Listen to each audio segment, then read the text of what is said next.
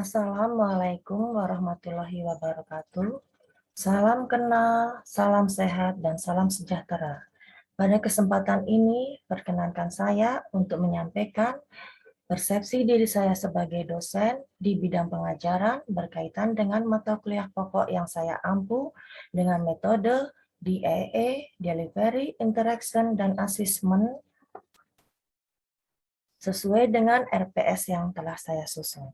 Sebelumnya, izinkan saya untuk memperkenalkan diri terlebih dahulu.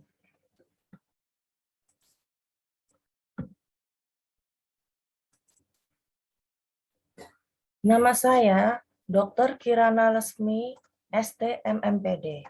Jabatan akademik saya, Lektor. Pengalaman mengajar saya dari tahun 2005 hingga 2017 menjadi dosen tetap Universitas Muhammadiyah Cirebon. Pada tahun 2018 hingga sekarang menjadi dosen tetap di Universitas Bandung Raya yang sekarang telah berubah nama menjadi Universitas Insan Cendekia Mandiri UICM pada program studi pendidikan luar sekolah, Fakultas Keguruan dan Ilmu Pendidikan. Mata kuliah pokok yang saya ampu adalah mata kuliah penjamin dan pengendalian mutu pendidikan masyarakat dan mata kuliah pengelolaan pendidikan. Delivery. Mata kuliah yang akan saya sampaikan pada kesempatan ini adalah mata kuliah penjamin dan pengendalian mutu pendidikan masyarakat. Mata kuliah ini mempunyai bobot 3 SKS dan disampaikan pada mahasiswa semester 5. Deskripsi mata kuliah ini adalah mata kuliah yang mendeskripsikan dan membahas tentang pengelolaan mutu yang diadopsi dari konsep-konsep ilmu manajemen guna diaplikasikan dalam pengelolaan mutu pendidikan. Bahasan materi mata kuliah ini mencakup latar belakang, filosofi, pengertian, konsep-konsep manajemen mutu terpadu secara umum, dan secara khusus penerapannya dalam bidang pendidikan. Kemampuan yang diharapkan setelah mempelajari mata kuliah ini, mahasiswa mampu memahami proses penjaminan dan pengendalian mutu, dampak dan hambatannya, sehingga dapat memberikan pemahaman komprehensif dalam melihat fenomena penjaminan mutu secara menyeluruh, dan mahasiswa diharapkan mampu memiliki etika dan menerapkannya sebagai implementasi pendidikan masyarakat. Materi pembelajaran pada mata kuliah ini, pada pertemuan 1 akan disampaikan tentang filosofi penjaminan mutu pendidikan. Pertemuan 2 akan pelajari tentang pelanggan dan kepuasan dalam penjaminan mutu. Pertemuan 3 dan 4 akan dipelajari tentang perkembangan dan pemikir mutu. Pertemuan 5 akan dipelajari tentang unsur-unsur pokok manajemen mutu terpadu. Pertemuan 6 akan dipelajari tentang kerjasama tim yang efektif dalam peningkatan mutu. Pertemuan 7 akan pelajari tentang kebijakan dan standar mutu pendidikan. Pada pertemuan 8 akan dilaksanakan ujian tengah semester, dan pada pertemuan 9 akan dipelajari tentang model pengelolaan, pelaksanaan, proses, dan prosedur operasional penjaminan mutu pendidikan. Pada pertemuan 10 akan pelajari tentang strategi perbaikan mutu berkelanjutan. Pada pertemuan 11, pengembangan, pengukuran, pengendalian, dan evaluasi penjaminan mutu pendidikan. Pada pertemuan 12 akan dipelajari tentang manajemen peningkatan mutu berbasis sekolah. Pada pertemuan 13 akan dipelajari tentang peningkatan mutu akademik pendidikan masyarakat. Pada pertemuan 14 hingga 15 akan dipelajari tentang penjamin dan pengendalian mutu pendidikan masyarakat, dan pada pertemuan 16 akan dilaksanakan ujian akhir semester. Interaction, sistem pembelajaran yang sedang dilakukan di masa pandemi ini adalah perkuliahan dilaksanakan secara daring melalui media sosial Zoom, Google Meet, Google Classroom, Siakat, dan WhatsApp. Metode pembelajaran yang saya gunakan adalah metode pembelajaran konvensional atau ceramah, metode pembelajaran diskusi, metode pembelajaran tanya-jawab, dan metode pembelajaran resitasi, di mana mahasiswa diberikan penugasan untuk membuat resume dengan menulis dengan bahasanya sendiri dari materi mata kuliah yang telah diberikan. Asesmen, sistem penilaian mata kuliah. Penilaian dapat dilakukan dalam bentuk kehadiran mengikuti proses pembelajaran, penugasan, ujian tengah semester, dan ujian akhir semester. Dengan bobot kehadiran 10%, penugasan 30%, UTS 20%, UAS 30%, soft skill 10%. Untuk nilai dan skor, skor 86 hingga 100 mendapatkan nilai A, sangat baik. Skor 71 hingga 85,99 mendapatkan nilai B, baik. Skor 56 hingga 70 mendapatkan nilai C, cukup. Skor 40 hingga 55,99 mendapatkan nilai D, kurang. Dan di bawah 40 mendapatkan nilai E, sangat kurang. Berikut akan saya tampilkan cuplikan video proses belajar mengajar melalui Zoom pada pertemuan 6 sesuai dengan RPS untuk mata kuliah penjamin dan pengendalian mutu pendidikan masyarakat.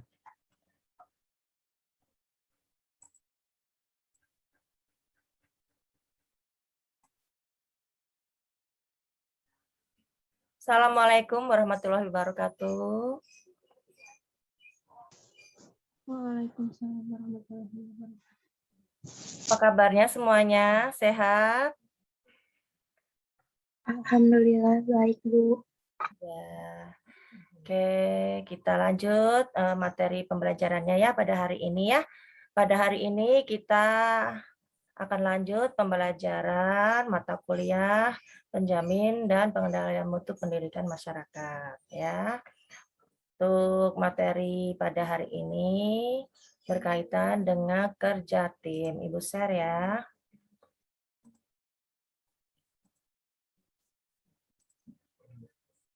Ya.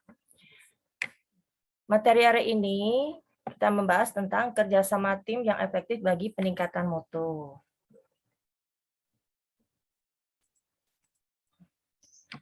Kerjasama tim yang efektif ini sangat penting bagi kesuksesan organisasi dan juga bagi kesejahteraan orang-orang yang berada dalam organisasi tersebut. Ya, ada beberapa unsur-unsur kerjasama tim yang efektif. Apa saja diantaranya? Ada yang tahu? Unsur-unsur kerjasama tim apa? Unsur-unsur kerjasama tim yang efektif itu kira-kira apa saja? Ada yang tahu? Ya, kita bahas bersama ya. Di antaranya yang pertama adalah adanya komunikasi yang terbuka. Ya, untuk anggota tim yang dinamis ya, berbicara itu secara langsung dan jujur. Jadi di sini anggota organisasi ini dapat berbicara secara terbuka, secara jujur, memberikan masukan, memberikan saran dan juga mendapatkan masukan dari anggota yang lainnya. Itu di antaranya unsur-unsurnya. Kemudian unsur yang kedua adalah kejelasan dari pendelegasian tugas. Jadi tim yang dinamis ini dapat menentukan protokol, prosedur, dan kebijakan.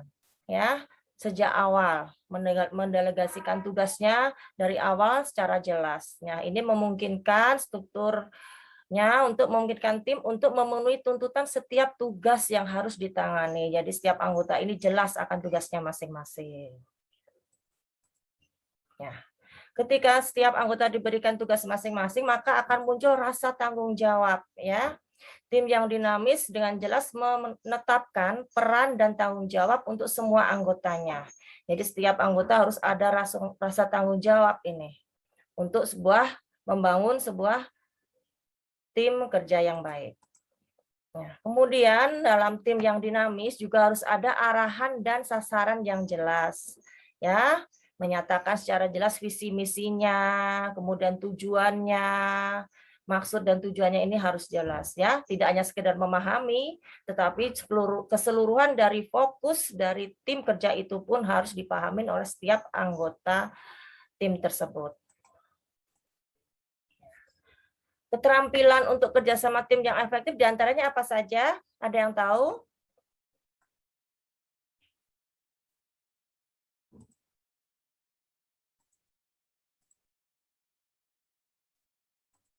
Ada keterampilan komunikasi, ya. Jadi pengetahuan seseorang yang digunakan dalam bentuk teknik komunikasi ini. Jadi setiap anggota organisasi harus mempunyai keterampilan ini supaya terbentuk suatu tim kerja yang baik. Ada keterampilan tentang perencanaan dan pengorganisasian. Nah, di sini menurut pendapat dari Alan Raiken, seorang penulis terkenal tentang manajemen waktu ya, beliau mengatakan ini bahwa perencanaan membawa masa depan ke masa kini sehingga Anda dapat melakukan sesuatu tentang itu secara sekarang ya.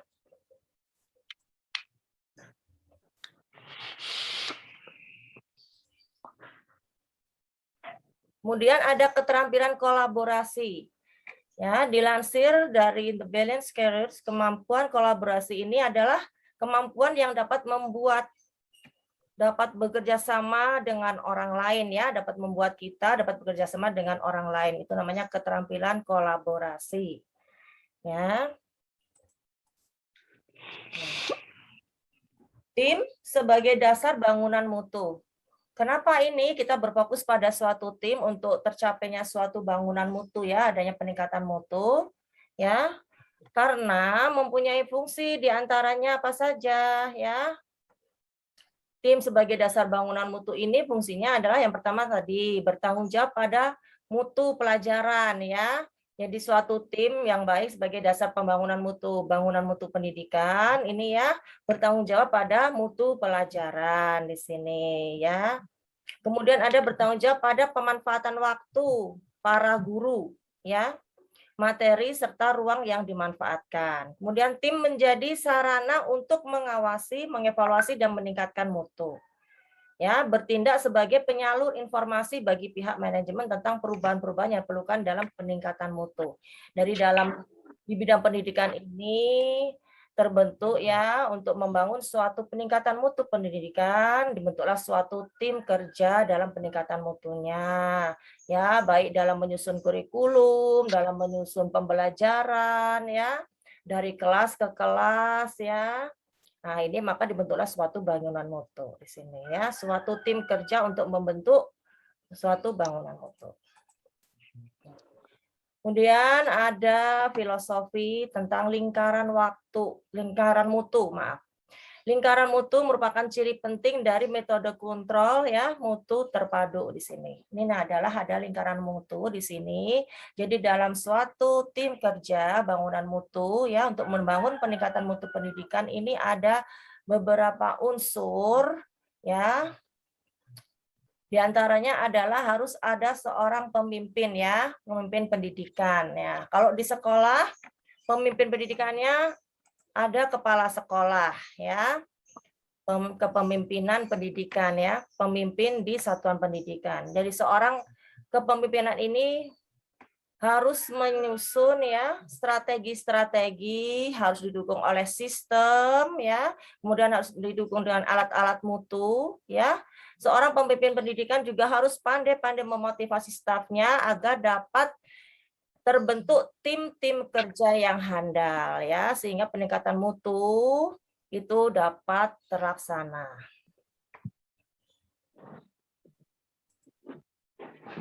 Ya, sampai di sini ada pertanyaan?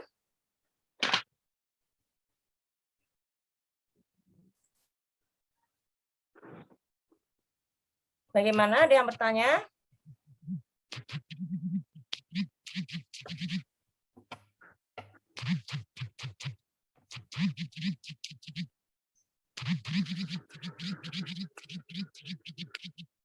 Silakan bertanya, Mbak Dia, Mbak Ayati.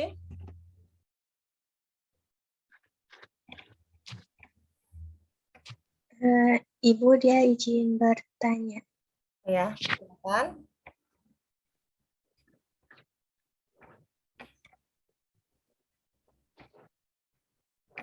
Apa Mbak yang mau ditanyakan?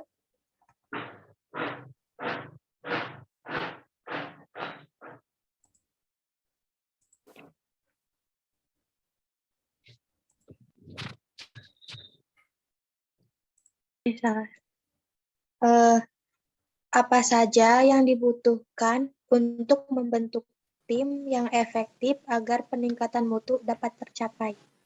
Ya, baik. Apa saja yang dilakukan untuk apa tadi, Mbak? Bisa diulang? Apa saja yang dibutuhkan untuk membentuk tim yang efektif agar peningkatan mutu dapat tercapai? Ya. Apa saja yang dibutuhkan untuk membentuk tim yang efektif agar peningkatan mutu dapat tercapai, ya? Baik. Untuk tim yang efektif ini membutuhkan diantaranya adalah peran anggota yang telah didefinisikan dengan jelas. Jadi di sini dibutuhkan untuk membentuk tim yang efektif, dibutuhkan peran anggotanya ini ya telah didefinisikan dengan jelas. Kemudian juga tim untuk membentuk tim yang efektif, tim membutuhkan tujuan yang jelas ya. Kemudian tim juga membutuhkan sumber daya dasar untuk beroperasi. Nah, ini penting sekali ya. Jadi supaya tim yang efektif ini butuh sumber daya dasar untuk beroperasi. Ya, kemudian tim juga harus mengetahui tanggung jawab dan batas-batas otoritasnya. Tadi ya pendelegasian tugas ya. Nah, tim juga memerlukan rencana kerja ya. Rencana kerja ini dibahas secara bersama-sama dengan dipimpin oleh pimpinannya ya, kepemimpinannya tadi. Ya, dipimpin oleh pimpinannya. Kemudian tim membutuhkan seperangkat aturan. Jadi dalam suatu tim kerja itu harus ada aturan ya untuk bekerjanya ya. SOP dan sebagainya. Tim juga perlu menggunakan alat-alat yang tepat untuk mengatasi masalah dan menemukan solusinya. Ya, tim juga perlu untuk mengembangkan sikap tim yang baik dan bermanfaat. Jadi di sini harus seorang pemimpin pendidikan ya, kepemimpinan pendidikan ini, seorang pemimpin ini harus pandai-pandai memotivasi anggotanya, kemudian mengembangkan sikap tim yang baik ya dan bermanfaat, mengembangkan budaya mutu yang baik sehingga tercipta di situ suatu bangunan kerjasama yang baik dan tercapai peningkatan mutu yang diharapkan. Oke Mbak, cukup? Yang lain ada yang bertanya lagi? Ibu izin bertanya. Ya, silahkan Mbak. Apa langkah-langkah dasar yang diperlukan dalam pemecahan masalah? Oke. Dalam proses pemecahan masalah ya, jadi setiap kali kita ada suatu masalah itu harus segera dicari pemecahan masalahnya. Bagaimana caranya ya? Caranya pertama kali adalah dengan mendefinisikan masalah yang ada ya. Jadi masalahnya itu apa? Itu harus didefinisikan dengan jelas ya. Kemudian yang kedua, ketika kita sudah mendefinisikan masalahnya apa, maka akan kita berusaha untuk mencari solusi alternatifnya ya. Solusi yang pertamanya apa? Kemudian kita juga harus mencari solusi alternatifnya. Kemudian yang ketiga ya, langkah-langkah yang kita perlukan untuk pemecahan masalah ini, yang ketiga adalah harus adanya evaluasi dan kita pilih solusi dari alternatif yang ada tadi ya. Kita evaluasi solusi dari pilihan pertama dan bagaimana dengan solusi alternatifnya. Kemudian juga kita coba untuk menerapkan dan menindaklanjuti dari solusi tersebut. Oke. Mbak.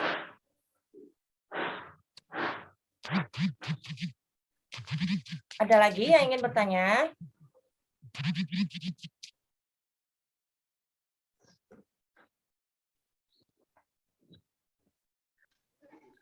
Ibu Risma izin bertanya. Ya, silahkan Mbak. Ketika seseorang bergabung dalam suatu tim kerja dalam rangka peningkatan mutu organisasinya, keterampilan komunikasi apa saja yang harus dikuasai? Terima kasih.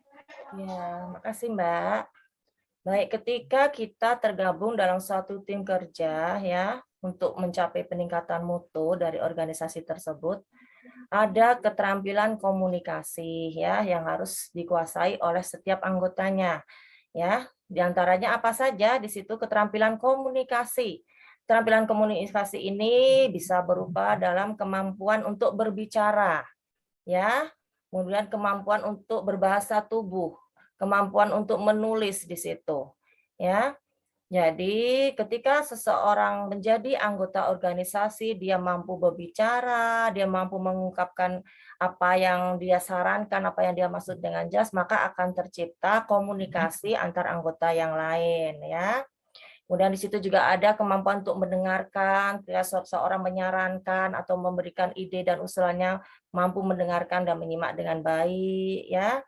Kemudian dalam suatu tim juga harus mempunyai kemampuan untuk melakukan presentasi, ya, baik itu mewakili dirinya sendiri, ide-ide gagasannya, ataupun mewakili dari tim kerjanya, ya, teamwork-nya. Kemudian kemampuan membangun networking ya, kemampuan membangun jaringan. Jadi ketika kita menjadi anggota tim ya, dalam suatu organisasi kita harus bisa membangun jaringan, mempunyai banyak kenalan dan kolega-kolega untuk mencapai misi tujuan dari organisasi tersebut ya, sehingga semuanya berjalan dengan sukses. Ya, ini berkaitan dengan kemampuan bernegosiasi juga. Jadi dengan kita mempunyai kemampuan untuk berkomunikasi yang baik tadi, bisa berbicara, bisa presentasi, bisa menyimak masukan yang baik, mempunyai jaringan yang luas dan bisa bernegosiasi ya dengan rekan-rekan dari lingkungan intern maupun dari eksternal, maka maka tujuan dari organisasi tersebut bisa cepat terwujud dalam menuju peningkatan mutu. Baik, Mbak, cukup? Oke, ada lagi yang mau ditanyakan? Oke ya, kalau sudah cukup, kita tutup pertemuan ini sampai di sini ya. Untuk tugasnya kalian membuat suatu kesimpulan dan resume dari materi hari ini. Ya, terima kasih. Wassalamualaikum warahmatullahi wabarakatuh. Waalaikumsalam warahmatullahi Waalaikumsalam warahmatullahi wabarakatuh. Terima kasih, Bu. Ya, sama-sama, Bu. Sama-sama, Mbak, semuanya. Terima kasih. Sekiranya sekian yang dapat saya sampaikan pada penyampaian persepsi diri sebagai dosen di bidang pengajaran. Terima kasih atas perhatiannya. Wassalamualaikum warahmatullahi wabarakatuh.